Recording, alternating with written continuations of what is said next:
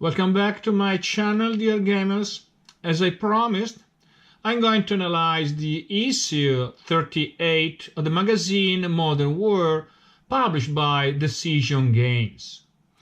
As you can see, the cover picture is about a column of T-55 tanks providing a visual reinforcement of martial law in Warsaw during November 81, a martial law announced by the Polish General Wojciech Jaruzelski.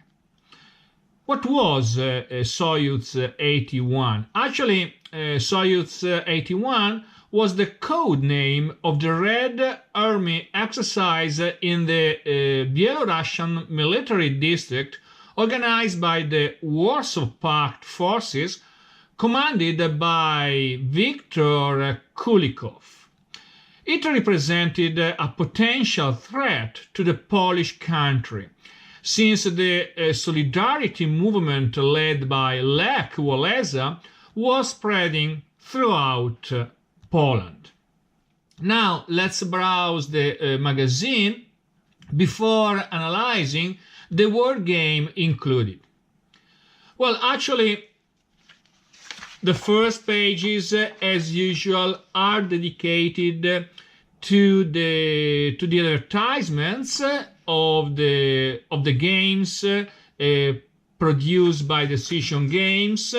You can see the World at War, the last issue of World at War, and at the page 5 you find the four main features. That is, the Soyuz 81, the Soviet plans to invade Poland. I want to remind you that the article is written by Ty Bomba. It's a sort of what if about a possible Soviet invasion. Then, at the page 20, you find another good article, The Perfect Storm, Liberation of Kuwait in 1991. Actually, you can remember easily that it wasn't a real battle, considering the Iraqi army. On the contrary, I consider very, very important and an article that deserves mention, the article about the uprising that took place in Hama, one of the main cities in Syria, in 1982, 30 years before the Arab Spring of 2011. So it's an article written by, I don't know if I'm right about the pronunciation, Shireen Khan Burki. Well, I think that it's a sort of local writer, a Syrian writer, that dealt with this event. And last but not least, another feature about the Russian naval renaissance, an analysis about the new Russian Navy that is trying to build a new role, to play a new role in the European region. So guys, let's browse the magazine. As you can see, there is the first pages are dedicated to Soyuz 81, the Soviet plans to invade Poland. Always you find very useful maps about the situations, the political situation in 80s, an image about the leader of the solidarity movement, that is Lech Walesa. A very interesting order of battle about the Polish units and obviously about the Soviet units. There were available about 20 Polish divisions that could stand the powerful Red Army that was made up of about 30 divisions. Then, let's browse Jaruzelski, a T-72 tank, a very, very powerful tank during that period. And, well, a long article. I could check also the sources that appear reliable. Another article, another main article, so please remember that obviously you find in the central pages of this magazine a description about the attached war game, Soyuz 81, an article dedicated to the perfect storm, another name to define the famous Operation Desert Storm, to the operation, the military operation to set Kuwait free. Very, very good maps about these very, very famous operations. Well, historical picture about the totally Iraqi military columns destroyed along the so-called Highway of Death that connected Iraq to the Kuwait country. And well, the Battle of 73 Hastings that took place in 26th and 27th February 1991. Other advertisements. So guys, please don't forget to read this very interesting article about the uprising in Hama. It's a sort of article that can explain the current conflict that is taking place at the moment in Syria. The political situation in Syria in 1982 that we can compare to the current political situation. And then, well, a very interesting article about the Russian naval renaissance, so the importance of Russians' returns to the oceans. Actually, I want to read the conclusion of the article by considering this, the last paragraph. The Russian Navy is not a Mahanian blue water fleet, nor does it seek to be. In a sense, the Soviet fleet was not either.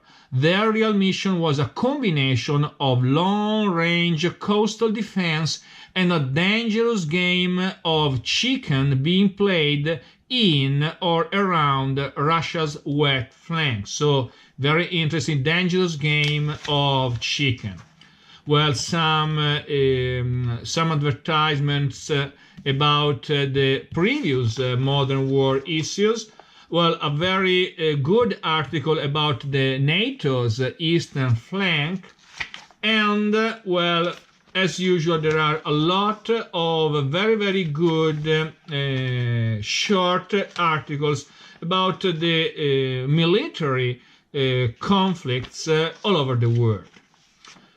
So, guys, it's all as regards our Soyuz 81 magazine. Now, let's proceed with the analysis of the war game that is Soyuz 81, designed by Tai Bomba, and map graphics are by Joe Yost. Let's continue.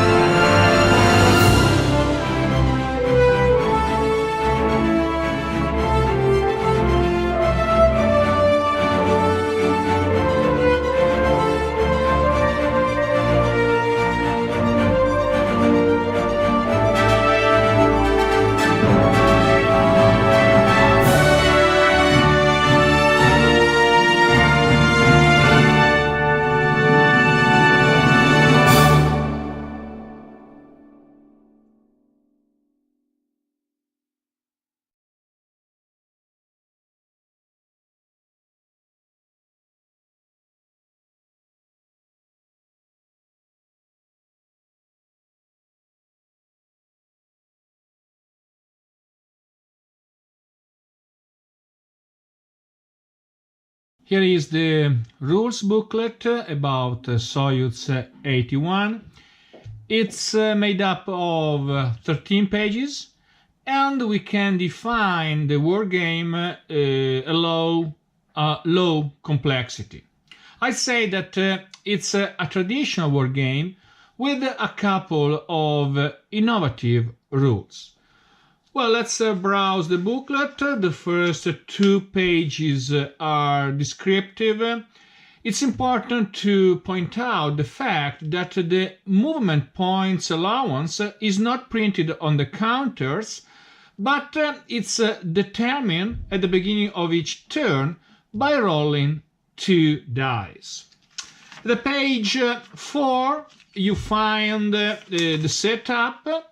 The Polish player deploys first, and then the Soviet player has to follow a precise procedure to select his units, starting with the 5 divisions that are part of the Soyuz 81 field exercise force.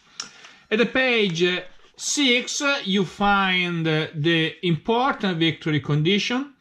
In short, the Soviet strategic advantage points is the innovative rule, and you find the corresponding track on the mapboard. I can read the introduction to this rule that is abbreviated with the acronym SAP. So victory is based on the Soviet player's success or failure in completing his mission, and a certain Soviet operation will cause deductions to the Soviet SAP, and no SAP can ever be regained. Please remember that the Soviet positions at the beginning of the game is 100 points, and there are some actions that force the Soviet player to lose some points. What are these actions? Well, for example, the Soviet player loses 1 point when he mobilizes a division from any military district other than the central group of forces, or for each the Soviet players loses 2 SAP 2 points when he mobilizes into play as a reinforcement from the central group of forces.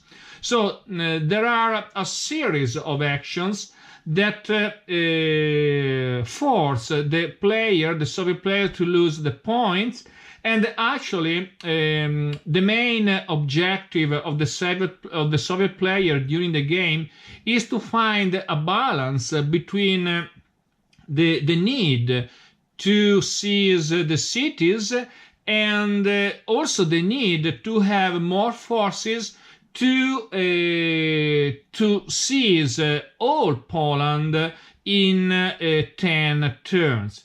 So I think that the game is pretty unbalanced in favor of the Soviet player, but to give a definitive answer, I should play a whole game. Anyway, we'll check that in the future. What about the sequence of play? Well, actually, there are 10 turns.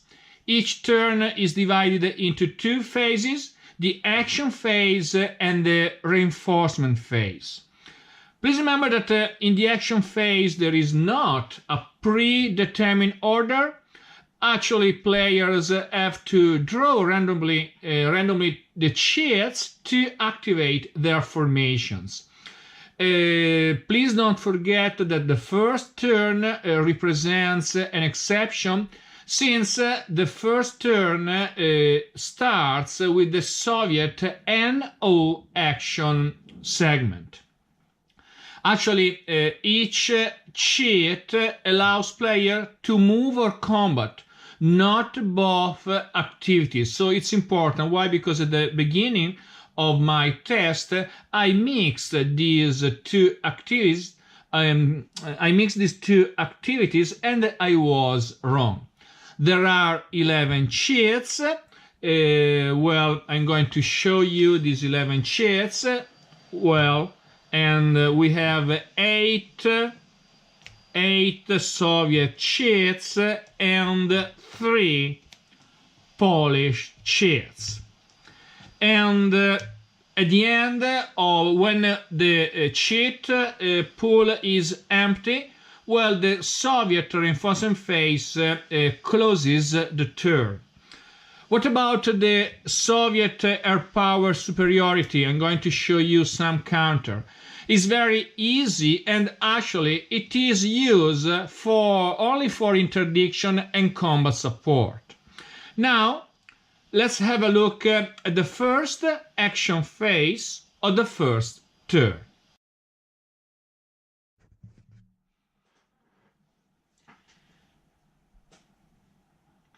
Let's finish our analysis about Soyuz 81 by giving you an example of activation. During the first turn, the Soviet player doesn't have to draw randomly the first cheat, but on the contrary, the cheat to be played during the first action phase is the so-called NO Soviet cheat. This cheat allows the Soviet player to activate all the NO units and to move and fight at the same time.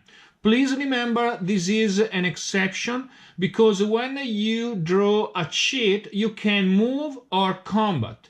You cannot mix these two activities.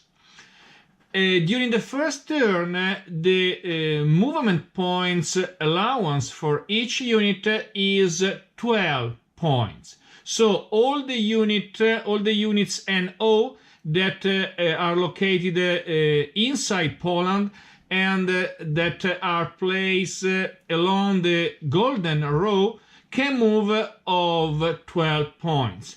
I'm going to activate first these 5 units, and I'm going to attack the militia, the Polish militia, located in the city of Lodz. So, very, very easy. 1, 2, 3, 4. 1, 2, 3, 4, 5. 1, 2, 3, 4, 5, 6, 7. Well, I'm going to move the other units, so no problem. Please remember that the stacking limit is 5 units, so no problem. I think that it's a high number of stacking, but probably, I don't know, it's excessive in my opinion.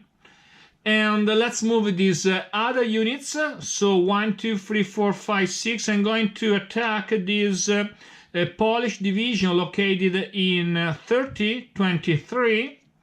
So 1, 2, 3, 4, 5. I'm going to surround these units. 1, 2, 3, 4, 5, 6. Plus 1 when you move, when you're moving, crossing a river. 8 and 10. So I'm going to move these other units, and I want to eliminate this mechanized Polish division. Well, so it's over as regards the movement. Now let's proceed with the combat. Let's analyze this first combat that is taking place in Lodz. Well, you have simply to count the factors 2, 4, 8, 12, 14 points, 14 attack points against only 6. Please remember that when you are attacking a city, well, you have to shift odds of 2 columns left. So by considering the combat table, I'm going to show you the combat table. 14 to 6 is a ratio of 2 to 1, but then it becomes a 1 against 2. So let's roll a die. 4, well, 4, 2, 0. What does it mean? That the attacker is going to lose 2 steps. So you have to flip 2 Soviet counters. So you have understood that it's not advisable attacking a city with low odds. On the contrary, what happens to the other attack? Well, we have 5, 9, 13, 18, 21, 25, 33 attack points against only 5. We have odds of 6 to 1, and there is also the so-called concentric attack bonus that in this case, well, we have a shift of 1 column when you are leading, when you are doing, let me see, I don't remember frankly about this rule, concentric attack. If a defending hex is attacked by units in opposite hexes or by units from 3 surrounding hexes, well, you have a right odds shift of 1 column right. So 6-1 becomes a 7-1. So let's roll the die again. 5, by considering 5, well, you have 3. The defender loses 3 steps, and since a counter has only 2 steps, this counter is removed. Now the NO units phase is over, and the players should continue the game by drawing new cheats. But please remember, a cheat can allow the units to move or to fight. Well, that's all. All in all, I can say that it's a very, very low complexity war game.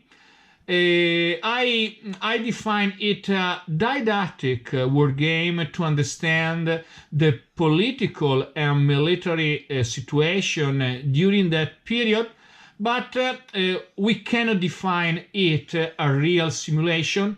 The rules are too simple, and if the SAP, the rule about the Soviet strategic advantage point, is quite interesting, but it's the only rule that gives a modern flavor to our game, that to represent in a better way the modern world should have more rules.